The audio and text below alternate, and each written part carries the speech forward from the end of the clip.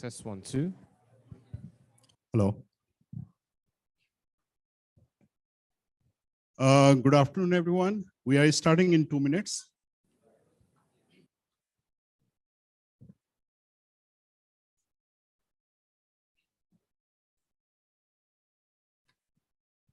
So this is the last panel discussion of second day of the APrIGF. So we expect a lot of crowd, so people must be coming.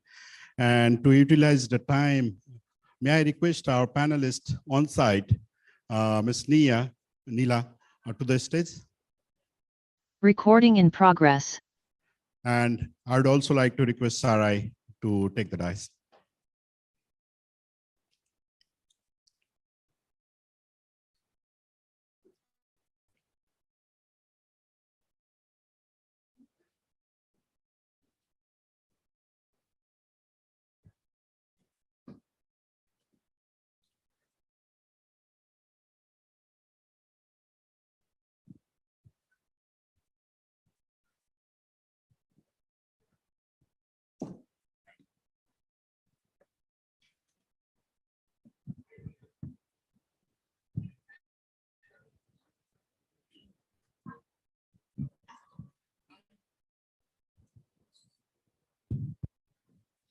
Thank you.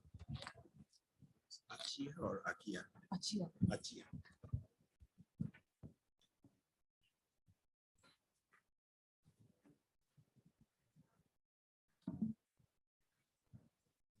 So it's 4:30 local time. So we are going to start the panel discussion on digital resiliency of civil society in the context of shrinking civic space. I'm Santosh Sigdel from Digital Rights Nepal.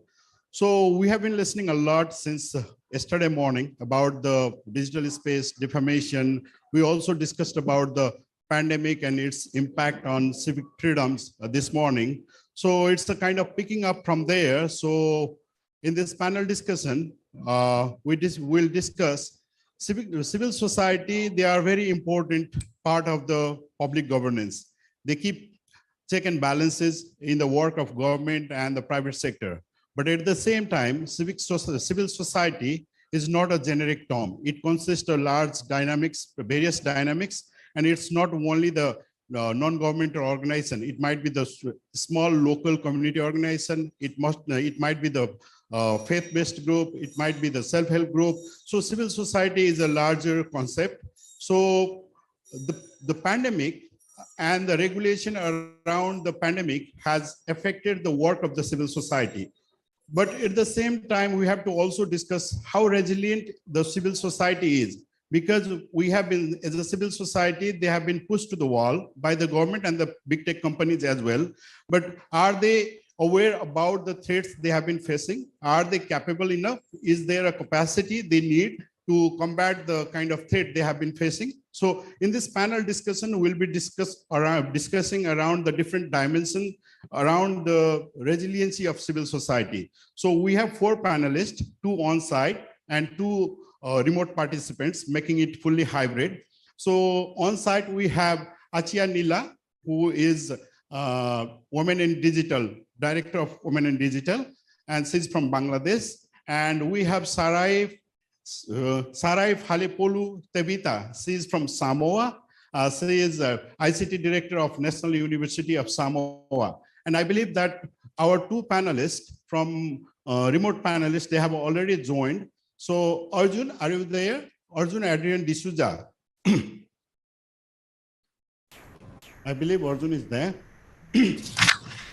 Okay, Arjun is there. Arjun is a legal counselor at the Software Freedom Law Center, SFLC India, and he is practicing law and providing legal support to the civil society organization.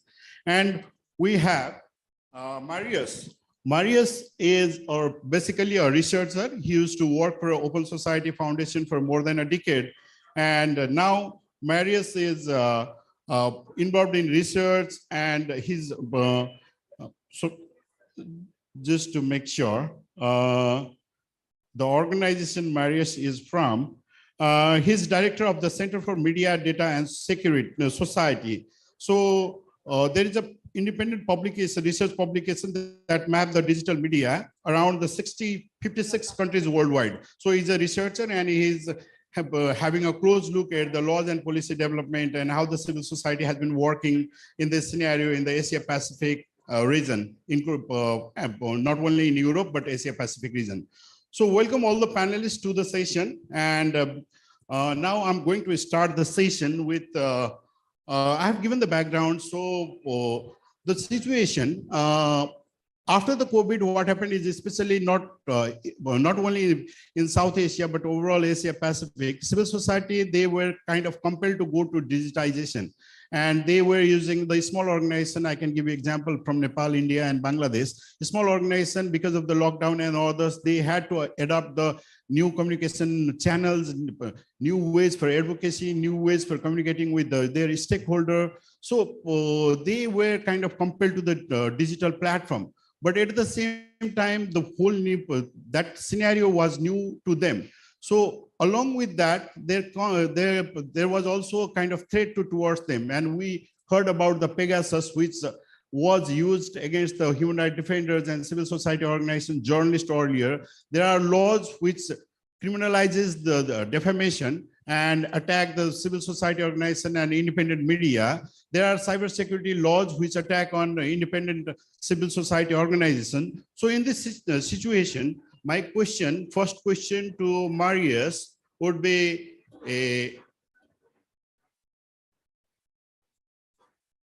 so what are the common operational challenges, including the trend and sources of threats that CSOs face from the sensitive to surveillance in an already shrinking civic space?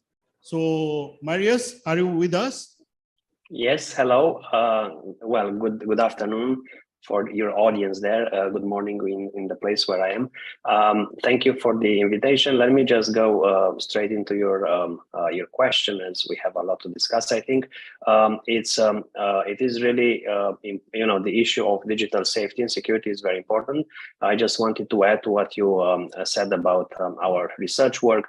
We specialize in comparative research work in our studies, and our focus is indeed media, but we look also at how tech companies operate and engage with civil society. So we do studies, we conduct studies in a number of countries, including the region that we are focusing on today.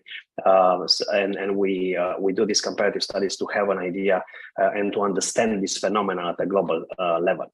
Back to your question, I think there are many challenges. I think the issue of digital safety and security to civil society organizations and human rights defenders in the Asia Pacific region is extremely important. There are a number of studies that have been conducted recently, and they also investigated the impact of COVID. One of them that we have looked at recently was conducted by Engage Media, and collecting all the data and looking at all the trends in the region. I think there are four main problems or threats. One has to do with the lack of, or the gap in skills and knowledge about digital safety among human rights defenders and various communities that are at risk of these threats. The second problem has to do with a very high level of online harassment and hate speech. And this is not a problem only in this region, but we can see it in many other places. We have, as you just mentioned in the Santosh, in the introduction, the problem of cyber laws that do not protect human rights defenders against digital attacks. And also looking at the work that we do in the media field, we see a major problem in in many countries in the world with governments using the pretext of disinformation to adopt laws that are counterproductive and that, in fact, at the end of the day, clamp down on internet freedom and media freedom. And finally, there is an issue with telecom companies that do not, I don't know what I think more research is needed there, but do not have the adequate policies to protect the subscribers' rights, especially when it comes to privacy, but also freedom of expression. So if you look at all those, I think if you take them together, we have a situation of a really high level of risk that we have to discuss, which is what we are doing today. And obviously, the COVID-19 pandemic played an important role I guess my my colleagues in the panel will refer to that. But simply, I just want to say related to that it has played a major role simply because everybody moved online. So whatever we did over these years, we moved online, and as a result, the attacks intensified. The attacks against freedom of expression activists and human rights defenders have intensified. Thank you, Marius, for giving the broader picture. So as you said that is the research from the Engage Media showed the major 4 categories of the threats towards the civil society organization include their capacity, lack of capacity about the cybersecurity and cyber safety, the online harassment, and the cyber law, repressive cyber laws, and the laws relating to media, such as disinformation and misinformation relating laws. But at the same time, thank you for highlighting the role of the telcos or the private companies also, who plays role and who has to also ensure the rights of the people. So coming to the next question, because we have seen this in all the countries, but talking about the specific countries, because SLFC is providing legal support to the journalists and others human rights defenders also in such cases. So Arjun, I would like to hear from you, what are the major threats CSOs and HR defenders have been facing in this region? And there might be some example from India, but others also, because SLFC is watching in the region also. So we would like to hear from you on that part. Arjun? Thanks, Santosh. Hi, everyone. So good afternoon. Before I touch upon the threats that the civil society organizations are facing in the region, I'd like to just contextualize where we stand today. So the internet, as we understand, is merely 30 to 35 years old today. So while there has been massive exponential growth in technological advancement, there is the impact of it has still lagged behind, and it is a natural consequence. So I think civil societies place themselves in a very unique position in such background, in that they champion this responsibility of informing people of their rights and their duties while engaging in any interaction online. So with this background, Santosh, I would touch upon briefly the threats that civil societies face and human rights defenders face in the region. I think primarily the one threat that is faced by civil societies is through certain statutory hurdles, in that the functioning of civil societies takes a backseat, takes a drawback when you have imposed government sanctions on their functioning, on their free functioning. So while the impact and the intention would be to have greater good done for a lot of people, the functioning of civil societies does not allow that due to government sanctions. So I think primarily that would be one of the major concerns. A second concern would also be lack of funding. We understand that it is more often than not a lack of resources that we cannot approach another project that we would feel greatly about.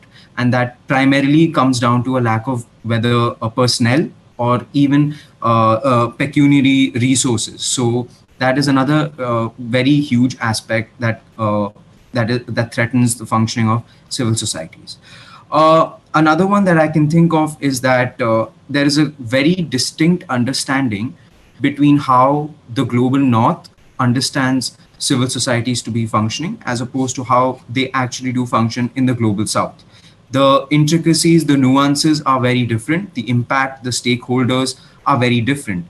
So I think by getting a very, by diving deep and understanding the nuances of the global south and the requirements, I think we can proceed towards having a very beneficial impact for civil societies here. Another one, and a very common one, unfortunately, is activist burnout.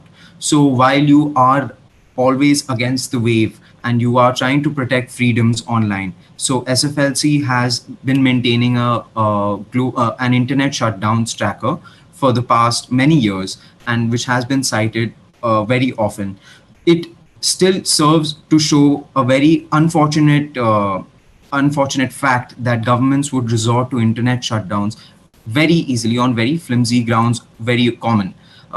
So that becomes a very tragic fact of addressing such issues. So while there are many more limitations by which civil societies are governed, I think these are the main ones. And I would be looking, of course, this is of course in the backdrop of the COVID-19 pandemic, which placed huge restrictions on the functioning. However, it also allowed civil societies to inform more people about their rights. So that's what I would like to say about this, Santosh. Thanks. Thank you, Arjun. And we have online participants also, and we have here online moderator, Mr. Tankar Azarial. He is looking at the screen and going through the question and comments, if any.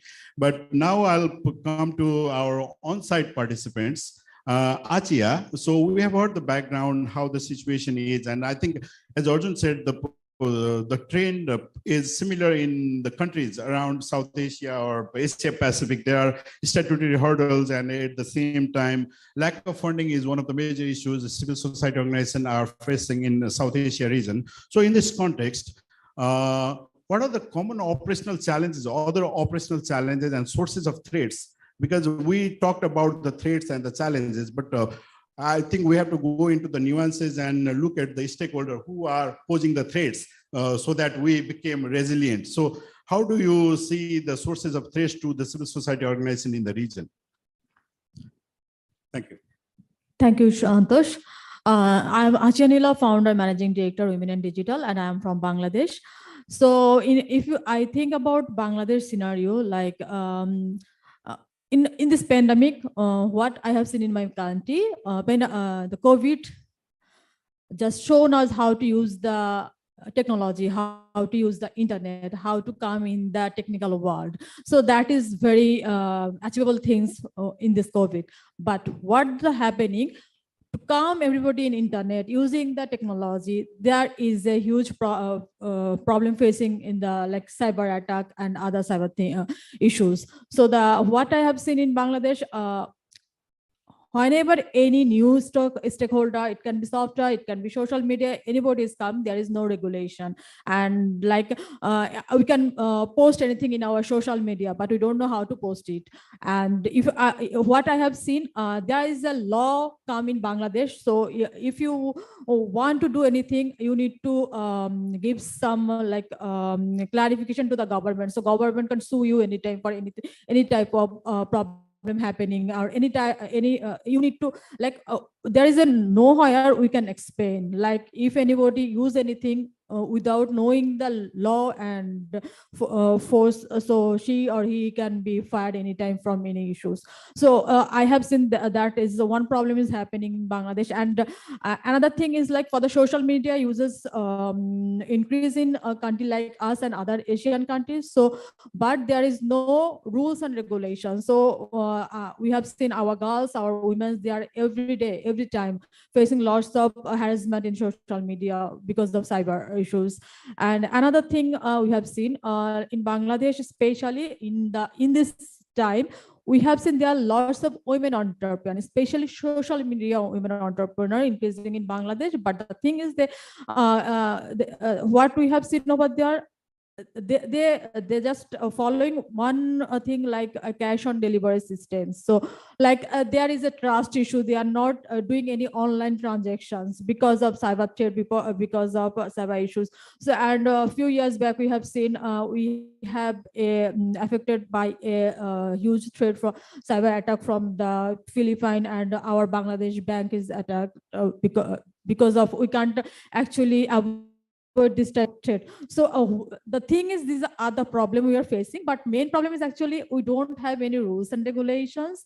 And when anybody selling any stakeholder come in our country selling any software, we don't have any rules and regulation how we can affected by that software, and should we use it or not, there is nothing.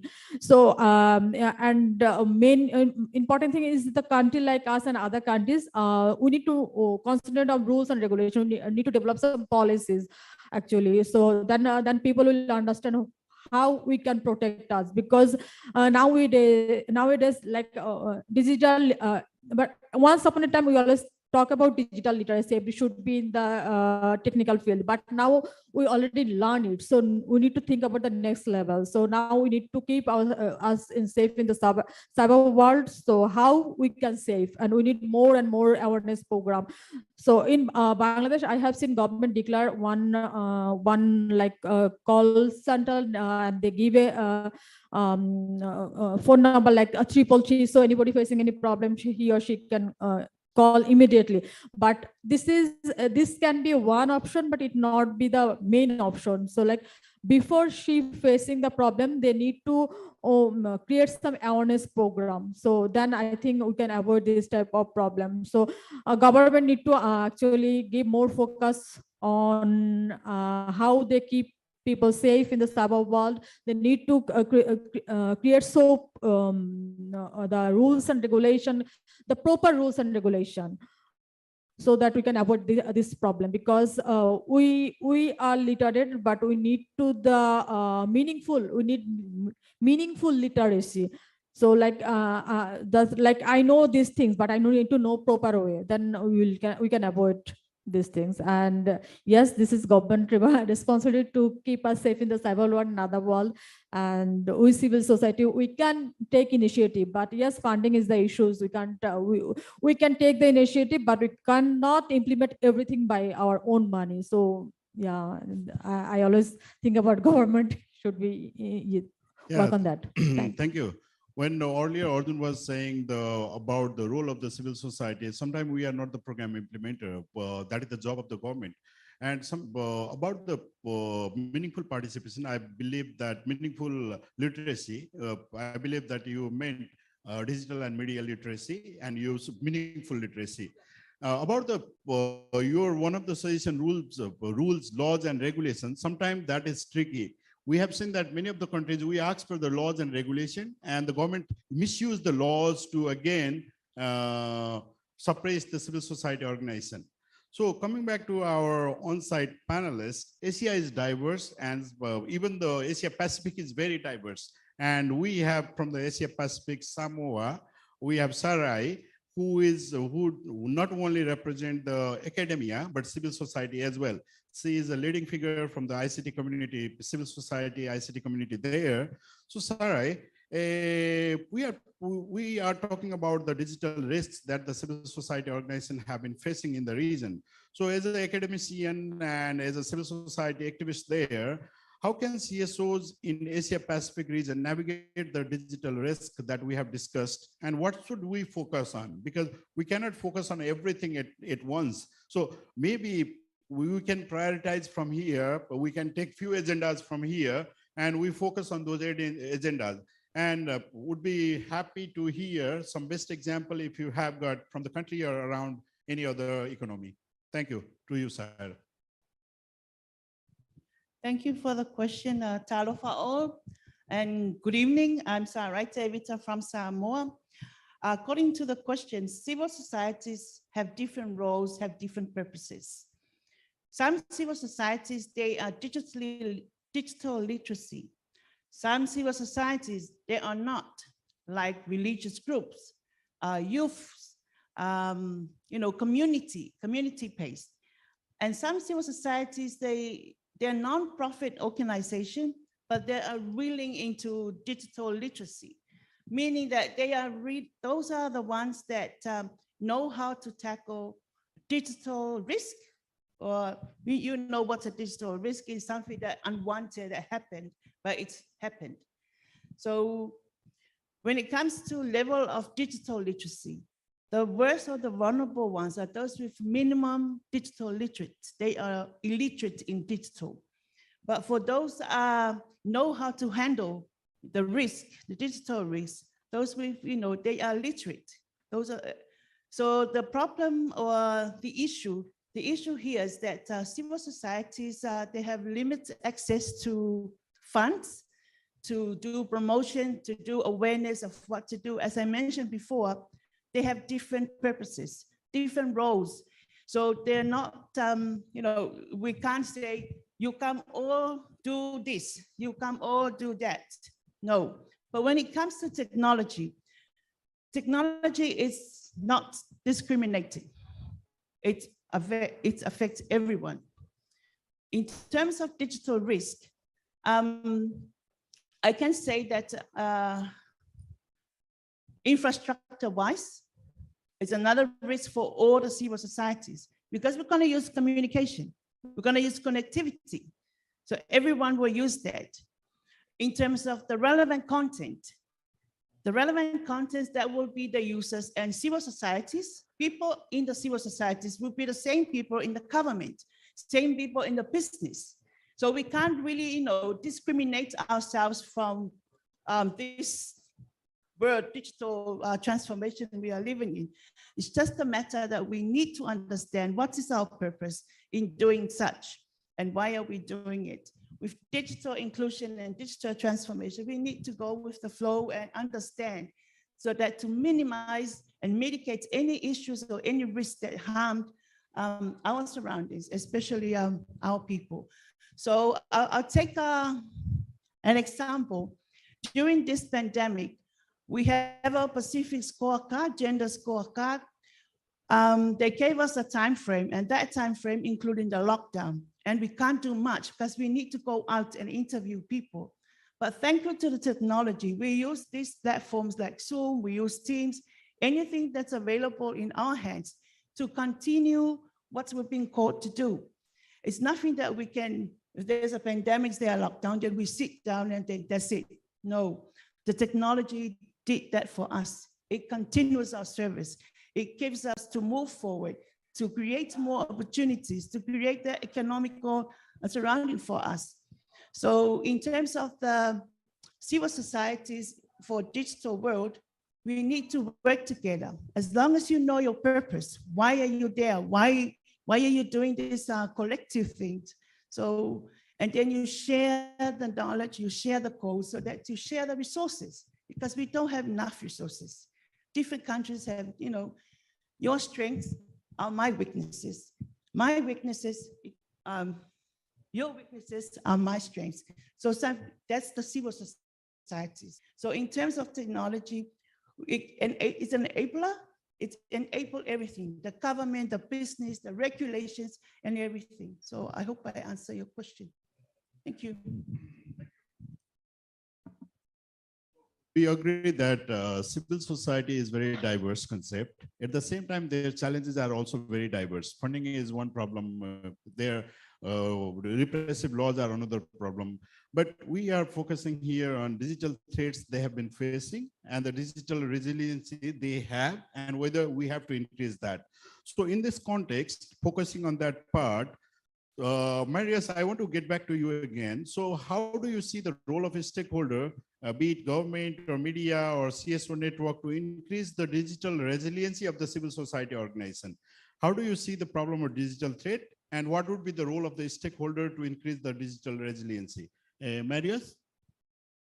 Sure, yes, that is a very important question, and hearing my my colleagues in the panel talking about the problems, it seems to me that of course we can think about what each of these players that you mentioned, these stakeholders that you mentioned, what role they should play. But I think based on the work that we have done, the research and data we have collected, also using and a lot of data collected by many other organizations in the region, I can think about the good practices in addressing these threats into two categories. On the one hand, I think there is a need for I call the first category the reactive category, where there is a need from the civil society groups to react. They first of all have to play a role in that, and I hear what you are saying about various issues that there are in the region and in many other countries, such as funding, access to projects, and all that. But I think on the one hand, we have to think about more reactive, good practices, and here we can talk about, for example, the reaction reaction to digital threats. That's a very important issue that is being addressed by various researchers and activists.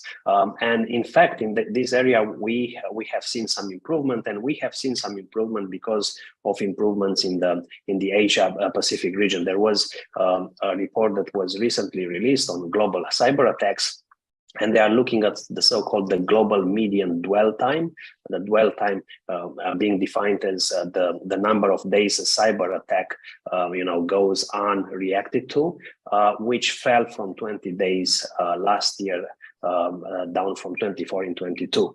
And this decrease apparently was driven by the reductions in the Asia Pacific region. So reaction is very important, but in order to react to attacks, you have to have the capacity, and to have the capacity, you need training. You need to improve the skills. So the second, I think the second need in the sector is the need for capacity and training, and of course that cannot be done just like that. For that, you need support, you need funding, you need intervention, sometimes from the government. And I'm saying that as a response, as a direct response to your question. And the third area within the reactive category, I would say, is the more focus, more emphasis among human rights defenders and civil society organizations on collecting data. I truly believe, and maybe I'm biased here because I'm coming from the research field, but I think in order to be able to react, to really use the skills that you gain within through training, you need to understand the phenomenon yourself. You have to do your own research. You have to collect data about the types of attacks, because if you understand the types of attacks, I think you are in a position to react in a more effective way. So this is one category, and the second category, in my view, has to do with more like practices that are more advocacy related. And here I'm talking about what civil society groups and researchers and media should do. And I group this in a separate category because here we deal with actions that we need others to take. So these are decisions that have to be made and interventions that have to be made by actors other than civil society organizations. And again, this goes to the heart of your question. This has to do with how and in what way governments are intervening. And I think on the one hand, yes, I heard our experts talking in the panel now about the importance of having regulations and rules and policies. I think they are very important, but I think we have to be really careful there, because we started to see in many countries in the world a lot of regulations that go badly. We have to see a lot, as I mentioned just at the beginning of this panel, we see a lot of governments using or misusing, the things such as disinformation, misinformation, and all these problems to actually adopt very harsh legislation. So I think on the one hand, yes, I think civil society should call and should be involved in calling for more regulation. But on the other hand, I think we have to really make sure that we avoid these traps. The second very important factor here is that in whatever policy level discussions and debates, I think civil society has to be involved. There is really a very strong correlation between, for example, the low levels of media freedom and freedom of expression and the lack of involvement of civil society. In other words, if civil society is not involved in policy-making debates, is not having a dialogue with the governments in adopting such legislation, then we have a major problem and we have a much higher level of risk. So there is a role for the government there. It is a very difficult discussion to have. It is in some countries a very sensitive issues because that has to do also with media freedom. And finally, I think because you mentioned media and this is our core area of research, I think there is definitely a major role for civil society to play in supporting media freedom and in cooperating with media outlets, in covering these issues, in making them more understandable and more accessible for the general public. I think media, it sounds very simplistic, but I think it's really important for media outlets to cover these problems. I think they have to engage more with civil society and cover at a much higher, much more than ever before, these threats. And as part of that, I think the media should really explain to the general public what these threats consist of, who is to blame for them, what is the role of telecom companies there, what is the role of the governments. So there is a lot of roles for many of the stakeholders to play. I know that it is easier to be said than to be to happen, but I think we have to think about those issues and to be more strategic about this about these interventions.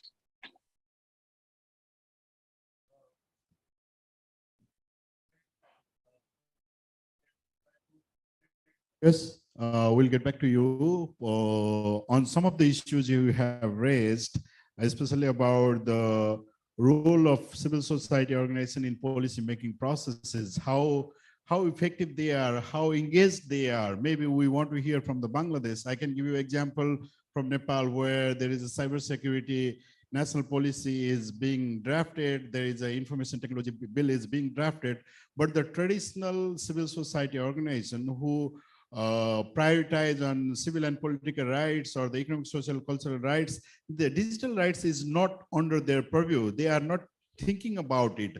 And tomorrow, the repercussion would be on all the organizations. So how aware or how capacitated the civil society to take part in the digital rights related policy discourse is another challenge we have been facing in the region.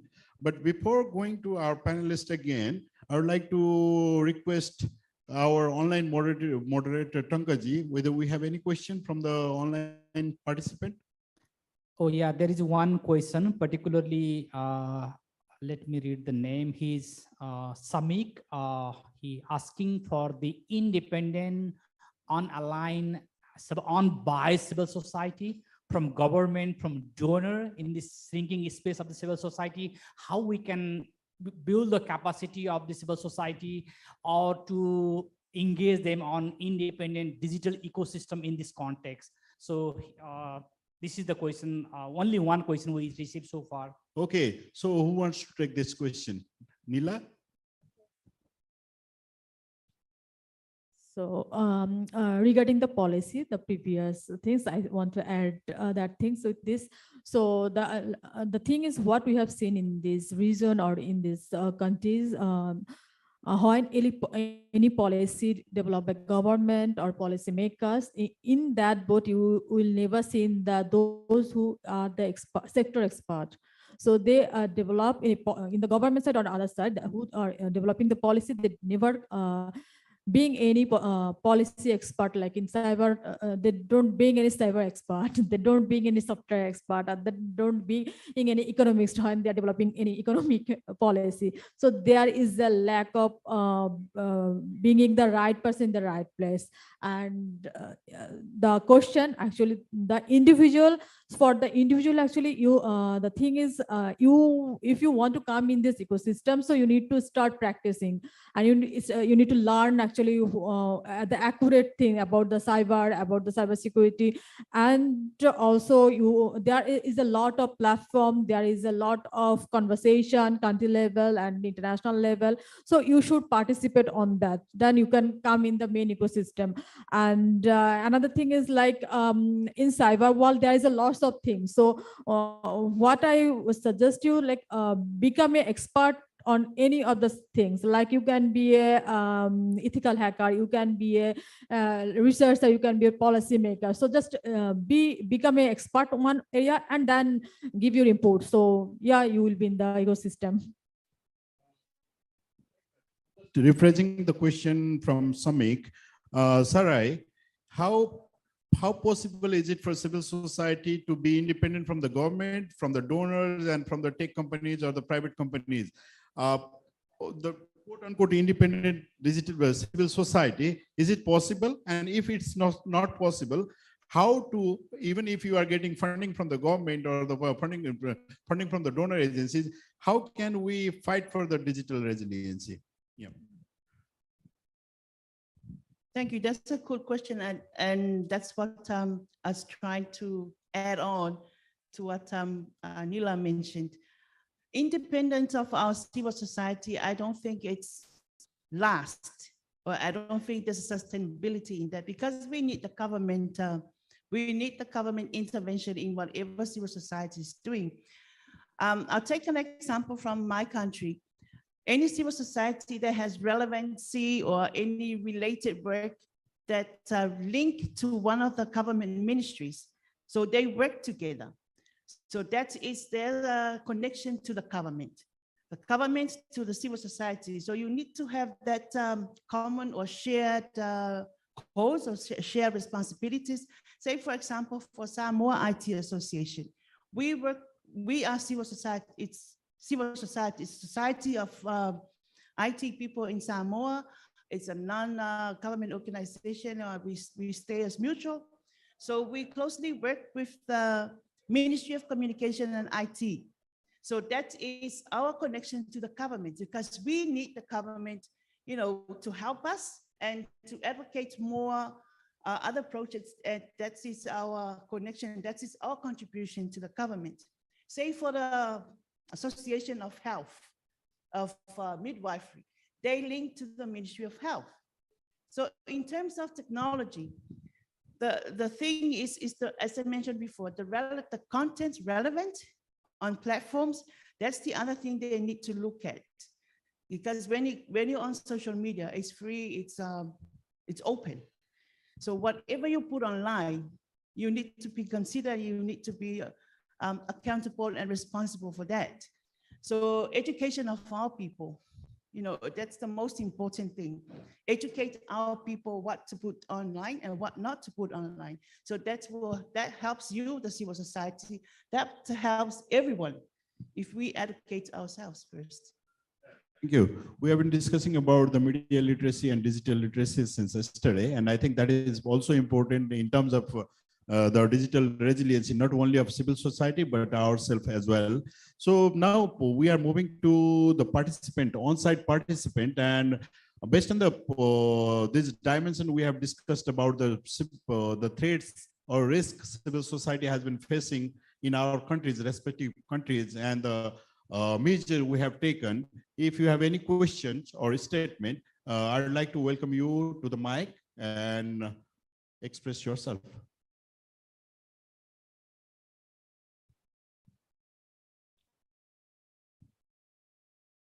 And yeah. And if you want any panelist to answer your specific panelist to answer your question, you can name the panelist. Please Okay. mention your name as well for the record. Thank you.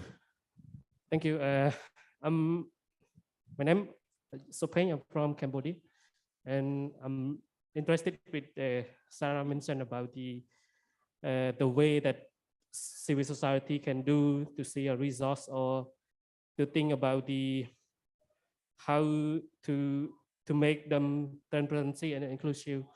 And the question is, I think how we can start from the civil society to the first step from society to do it, to make it more activity or initiative from society to the digital resilience that start from the civil society. What do you think, and how what point or what they can start from the civil society from the digital resilience? Yeah, you got my question, right? Thank you. Okay, thank you. Yeah, it's very important, this question. I'll answer from my experience, because from Samoa IT Association, we need to come up with an activity. We need to come up with an event. Say, for example, like IGF, Pacific IGF, we need to come up with terms of reference. What do we want? And what is our contribution to the community? And then we propose that to the government so that we can be included in the government plans and their framework. So we need to come up with something that the government, support what we want, your contribution to the government and your involvement. So it has to be a positive one so that the government can support you, so that you'll be included with this digital transformation. So whatever, so you don't want left behind. So any civil society, like I mentioned, different civil societies have different purposes, have different responsibilities. So if it's clear like that, then it will be easier for you, to collaborate. You get what you want. If you have a clear role, you have a clear goal. Thank you. Yeah, thank you. And I think we have to have a clear strategy, not only for the civil society that collaborate with the government, but also for the civil society that criticize the government for the repressive laws, the policies and action. So it's not only the collaborate. Sometimes we have to aware them, sometimes we have to criticize them, sometimes we have to stop them when there is a bad laws and bad policies. And we have to have the digital resiliency for that as well, because we might be attacked, civil society might get attacked by this either the government or the government agencies or those people or the organization who supports the government or the people in the government. So I think we have another 2 questions. Yeah, Farooq. First the lady and after that Farooq. Can I go first? Yeah, Okay. please. So I am interested with how you have this question about independent civil society not relying on maybe the other stakeholders. Can I have more elaboration from you what you think about the question that you pose? And then I myself agree that the role of government is important, but right now I think that the government has too much power, and instead of serving their constituent, they are serving their own agendas, right?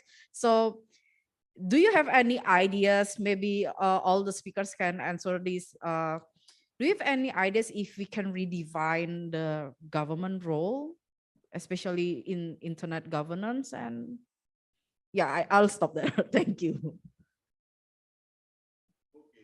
So I believe the question was to me about the session, how it has been designed.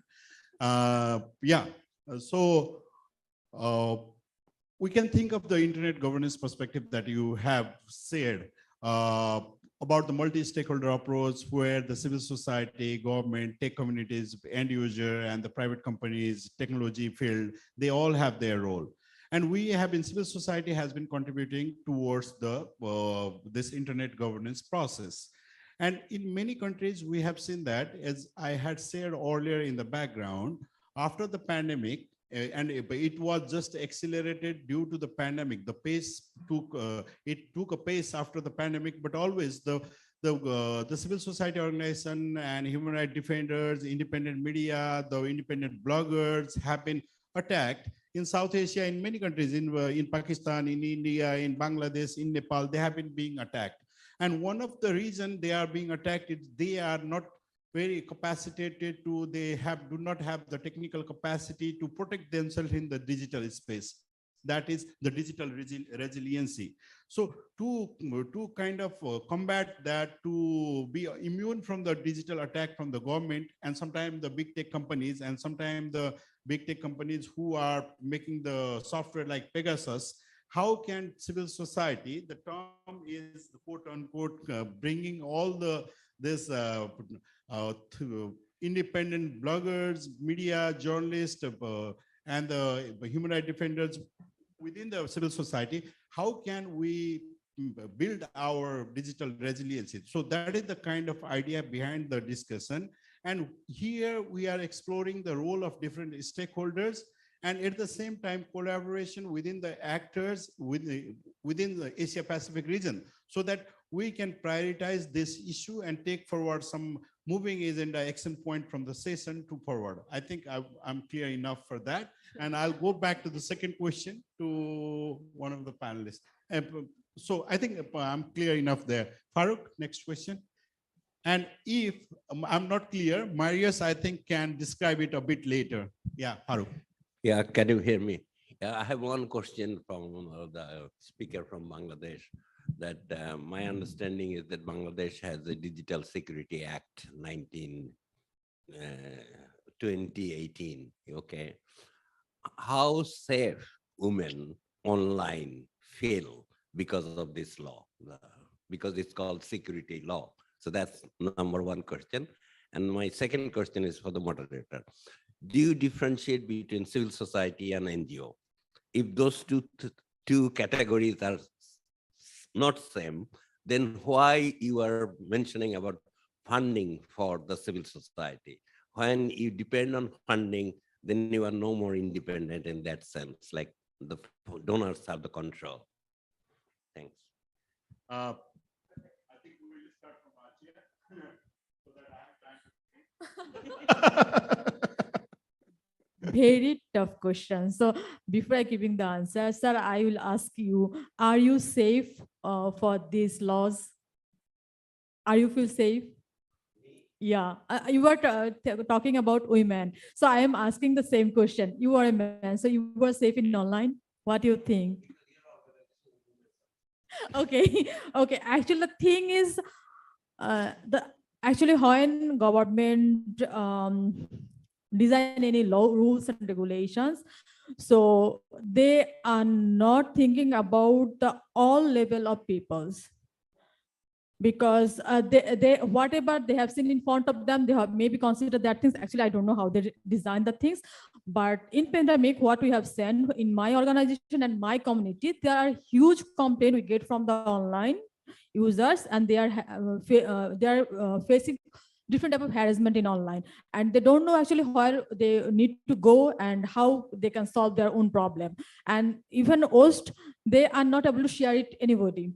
So that means actually they don't know about the act, and they don't know where to go. So I think if government take any initiative, they should circulate it each and every level, so that people will understand, people know what is the law actually. If I'm affected by any incident, and where I need to go. And the thing is, if you mention one thing, women in digital. So regarding women in digital, I want to add one thing. In this pandemic, in 2020, we get a huge number of complaints from our network, and they're complaining us, you are designing a project, bringing more women in technology, but you are not designing the project. Keep your community safe in online. So we are facing problem, and we declare immediately in 2020 September will be the cybersecurity awareness program for women.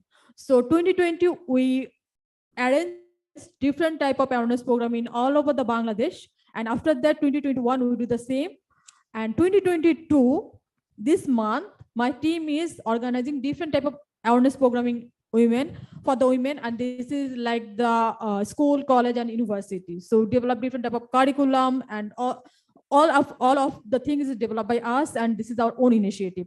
The thing is, actually we never think about government will support us, but I believe government, yeah, maybe government will support us or not, but I believe we need to support the government too, because we have some different we are the user. Actually we are the practical user, we know the fact, but government, those who are making the policy, they don't know the real fact, because they don't think about the end user. They think about the user, but they don't know about the end user. So that is why we are developing our own thing. Of course, yeah, when government involved with us, it will be more effective. But if government is not interested to involve any private sector, even any civil society, any individual initiative, that's not a problem. We will take care of ourselves. Thank you, Achia. And I think the bottom line is making a cyber security law in the paper will not secure us online. We have to do a lot rather than just making laws. And just about your question about the NGOs, NGOs is a part of the civil society, larger civil society. It is not outside. It is one kind of civil society, and it is not substandard type of civil society. Taking a grant or having a donor doesn't make it substandard. It is as much higher as civil society as under the Article 21 of the ICCPR, International Covenant on Civil and Political Rights, which ensures us right to form and organize, right to associate. So NGOs are as equal as civil society as others.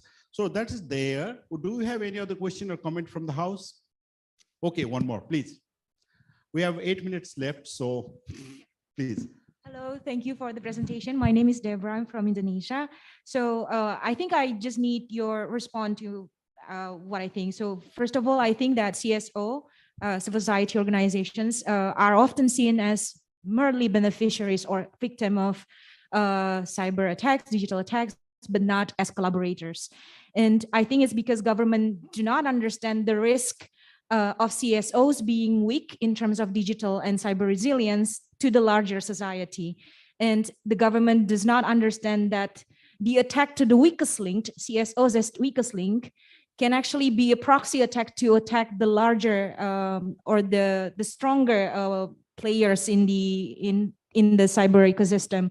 And in my opinion, the government may need to see the extent to which the impact which can occur to the larger society when a cybersecurity attacks a civil society organizations, until they realized how impactful it can be if your weakest link is attacked. And that's when they will only invest in the capacity of digital resiliency and cybersecurity of civil society organizations.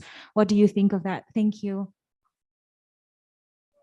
You can take the question, and we have also online panelists. So, Sarai? I'll start, and then our online colleague will finish it. From my opinion, for any organization or any country, for example, if they have a digital readiness assessment first before they, develop something, and that considers all the factors for digital inclusion, that will really help between the civil societies, the government, and other stakeholders. So having our people ready digitally, that will be very helpful to develop something. Like I mentioned before, it all comes down how we think digitally. And then we can accept accept the good and the bad, because we understand what will come after. So making it prepared, digital readiness, making an awareness, involve all the stakeholders, and that will help us, the marginalized communities, those with, they exposed to more vulnerable and more risk than other civil societies. Then I think we're living in a, it's not perfect world, but at least we do something about it. We need to minimize those risks, and we need to mitigate those risks so that it won't happen again. Okay. Then, yeah, thank you. Thank you. So we have 5 more minutes. So along with this question, now we are coming to the, I think we have come to a point that where we agree that prioritization is necessary. We have to prioritize what will come first and where to focus on. But at the same time, I think in Asia Pacific region, collaboration is also important among the stakeholders, among the different groups. So along with this question, Marius, I'll start from you. How can we increase the digital resiliency, digital capacity, and collaboration among the civil society organization in the Asia Pacific region? Now, this last session would be the kind of takeaway from the session of, about the action points that we'll focus on the coming days. So Marius? Yeah, well, I think we kind of touched on that issue earlier when we spoke about the various practices, and I think it is a combination of the need to act from the civil society field on the one hand. So you have to get access to improve your digital security, access to more training and knowledge. I think it's very important also to, as I said, to collect data about attacks. So this is one package, and the second is a more strategic engagement with the stakeholders, with all those that mentioned government and so on. But on top of that, what I wanted to add, because we discussed a lot about how NGOs are funded and their interaction with various stakeholders, and also the question about civil society versus NGOs. In my view, the civil society is the concept of representing, the civil society that is not connected with other groups, while NGOs are their, concrete expression in interacting with others. And here, what I wanted to stress, it's a long discussion, I only make the point, is that it is really important for civil society groups to be independent, because we heard here about the issues of lack of independence, but at the same time, the most important thing, based on all the research that we have done, for civil society to be digitally resilient is to have a very solid funding model. And they have to be funded in a way that doesn't link them to various organizations, especially the government, to be able to operate. Thank you, Marius. Now I'll move to Arjun, our next remote panelist. Arjun, you have just 1 minute. So how do you prioritize things, and what should we focus on? to increase our digital resiliency of the civil society organization? Thanks. So to what Marius already mentioned, I think we should remember that in the Asia Pacific region, most of us are facing the same problems, whether it be through internet shutdowns, whether it be through surveillance concerns or wide exemptions that are granted to the government. I think with that understanding, what do we do now? I think dialogues are very important. Sessions such as the APrIGF help bring such concerns and help us identify with each other that we should work together towards informing people and also removing such hurdles. So I think engaging in such stakeholder conversations helps a lot. Now with the COVID pandemic behind us, hopefully we have a lot of regional forums that we can set up. We can meet physically in order to further facilitate such conversations and actually contribute towards removing these hurdles and obstacles that exist in our concerns today. As someone already mentioned that someone else's weaknesses is our strengths and vice versa, I think we should rely on each other much more in terms of developing conversations and improving the scenario. Thanks. I'll start with Achia here, and you have just 1 minute to summarize what should we do further to increase our digital resiliency. So Arjun already mentioned about dialogue. So if we set up some dialogue in the Pacific, in the Asia, so it will be a good things, and it will come.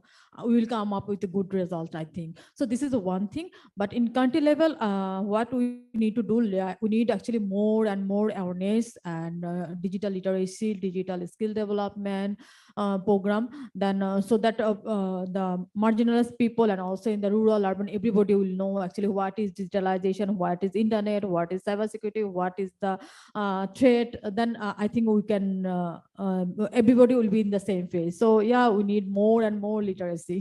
Thank you. Sarai Tevita, I believe you agree to everyone, but if you have anything to add on, please. Yeah, they already mentioned there's a collaborative work between the public and the private sector. So for that to be in a healthy and advance our digital ecosystem, it to have more collaboration between the public and the private sector. Thank you. Thank you. Thank you all the amazing panelists, all the online participants, all the on-site participants. This was Digital Rights Nepal. I'm Santosh Sigdel. Thank you, everyone. We have come to an end and we'll prepare the report and we'll share with you. Thank you.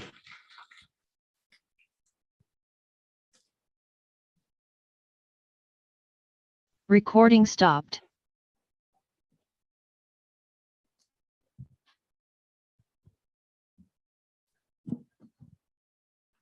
Hi, everyone. Just an announcement. The town hall session for the synthesis document is happening next door. There will be no break, so please make your way to the next door. That's where the town hall session for the synthesis document. Thank you.